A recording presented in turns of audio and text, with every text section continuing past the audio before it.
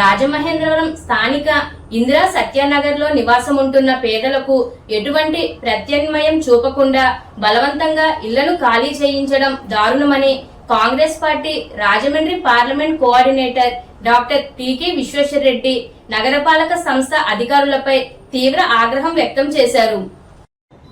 ఈ సందర్భంగా doctor TK Vishweshwar Reddy మాట్లాడుతూ ఇళ్ల ఆక్రమణలు అయితే ఎందుకు వారికి ఇంటి పన్నులు వేసి కొలాయి కనెక్షన్లు కరెంటు ఎలా వేస్తారని నిలదీశారు.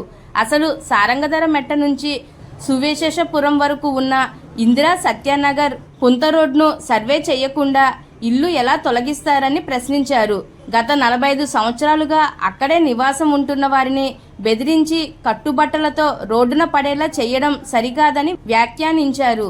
అది 100 అడుగుల రోడ్డైతే సర్వే చేసి అర్హులైన పేదలు ఉంటే వారికి అక్కడే ఇళ్ల స్థలాలు ఇవ్వాలని డిమాండ్ చేశారు. ఈ కార్యక్రమంలో ఆయన వెంట paper mill transport in charge Bhadrarao, B Apparao, Ramana తదితరులు పాల్గొన్నారు. ఈ పన్నులవి ఎందుకు కట్టించుకున్నారు మా చేత? మేము ముసలు అయిపోయి 3 తరాలు అయిపోయామండి. ఇప్పుడు మేము ఎక్కడికి పోవాలండి? నిలబడ్డ పరంగా పోవాలంటే మీ డెవలప్మెంట్ కోసం మమ్మల్ని ఎందుకండి ప్రాణాలు తినేడు? మాకు ప్రత్యేకత చూపించి తీసేయండి. మాకు ఇక్కడికి పంపిస్తున్నాం, మీరు అక్కడికి వెళ్ళండి, మీరు ఉండండి, తప్పదు మాకు రోడ్డు కావాలి అని అడిగి తీసుకోవాలండి. అడగకుండా పిల్ల పాపతో ఉన్నవాళ్ళు ఒక్క గిన్నె కొనుక్కోలేమండి, మంచినీళ్ళు తాగే గ్లాస్ కొనుక్కోలేమండి. ఆరోగ్యం లేవండి, పెరాల్సండి, పక్షపాతం అండి, అనారోగ్యం పాల్పడి ఉన్నామండి. అందరం ఎక్కడికి పోవండి? నిలబడ్డ పరంగా పొమ్మంటే వచ్చి కొట్టేస్తాయి. నిజమండి, గతంలో ఎన్నోసార్లు చెప్పారు, వెళ్ళలేదు. ఇందులో కొంతమంది నాయకుల వల్ల మేము వెళ్ళలేదండి. కొంతమంది ఉండండి అని, కొంతమంది ఉండొద్దని ఆపేసుకొచ్చారు మమ్మల్ని. మేము ఎప్పుడో వెళ్ళిపోదామండి. వెళ్ళిపోమంటే మాతో పన్నులు ఎందుకండి ఇళ్ళకి కట్టించడం, కొళాయిలు ఎందుకండి వేయడం, కరెంటు బిల్లులు ఎందుకండి కట్టించడం, మమ్మల్ని ఇంత బాధలు పాలు చేయడం, పిల్ల పాపతోటి ఎప్పుడు పడితే అప్పుడు కొట్టేస్తామని వస్తే మా బతికి ఏం కావాలండి? మాకు ఎక్కడో ప్రత్యున్నత చూపించి ఇదిగో మా ఇందులోకి వెళ్ళండి, మేము తీసేస్తాం అంటే మేము వెళ్ళిపోతామండి. నిర్భయంగా వెళ్ళిపోతాం. మేము ఇక్కడ ఉందాం అనుకుంటలేదు, అట్లా వెళ్ళిపోవడానికే ఉన్నాం. కాకపోతే మాకు సరైన చూపి ఇదిగో ఇందులోకి వెళ్ళినప్పుడు అదే మీకంటే మేము వెళ్ళిపోతాం. ఎవరు ఉన్నవాళ్ళు మీరు ఆధార్ కార్డు చూసుకోండి, మన డేటా చూసుకోండి, కంప్యూటర్లో మాకు ఎవరు ఉంటే వద్దండి. ఏమి చాలా అన్యాయం. మరి దీని మీద సమాధానం చెప్పవలసిన బాధ్యత మన రాజమండ్రి మన ఆర్డీఓ గారికి ఉంది. ఎల్లుండ ఉదయం 10:30కి వీళ్ళందరూ కూడా ఫ్యామిలీస్ తోటి పిల్లల్ని తీసుకుని సబ్ కలెక్టర్ ఆఫీస్ దగ్గరికి వస్తారు. సబ్ కలెక్టర్ గారు వీళ్ళకి సరైన న్యాయం చేసిన వరకు కూడా అక్కడే కూర్చుని ఉంటారు. పొద్దునైనా మధ్యాహ్నం భోజనాలు అక్కడే చేస్తారు, అక్కడే కూర్చుని ఉంటారు. కాబట్టి దానికి సరైన న్యాయం చేయవలసిన బాధ్యత సబ్ కలెక్టర్ ఉంది. రెవెన్యూ పొందుతుంది కాబట్టి సబ్ కలెక్టర్కి సమాధానం చెప్పాలి.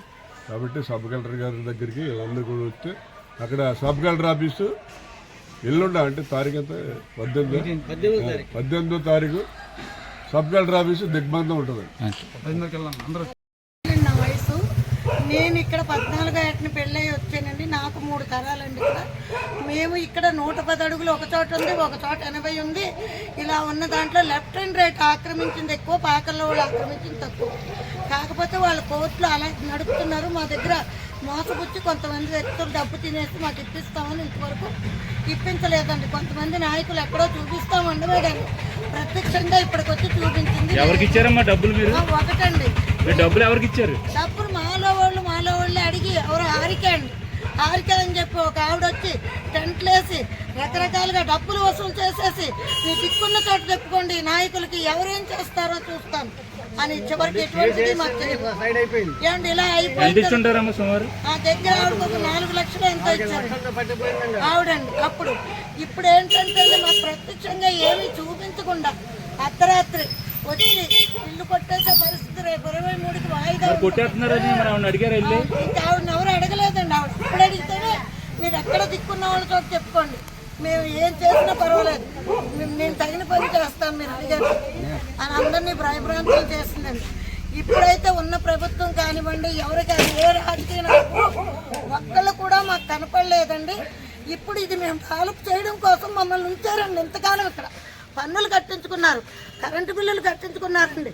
ఇవన్నీ ఎందుకండి మేము ఉండకూడదు అన్నప్పుడు ఇప్పుడు లెఫ్ట్ అండ్ రైట్ కొలిసి మాకు రోడ్డు తీసుకుని మాకు ఇక్కడే ఇప్పించవలసిందిగా మేము కోరుతున్నామండి. మొత్తం ఎన్ని ఇళ్ళు ఉన్నాయి ఇక్కడ? మాకు ఇక్కడ 110 ఇళ్ళు అండి. 110 ఇళ్లలో ఆధార్ డేటా తీస్తే ఎంతమంది కొన్నాయో లేవో చూసి నిరాలి నిరుపేదలకు ఇప్పించవలసిందిగా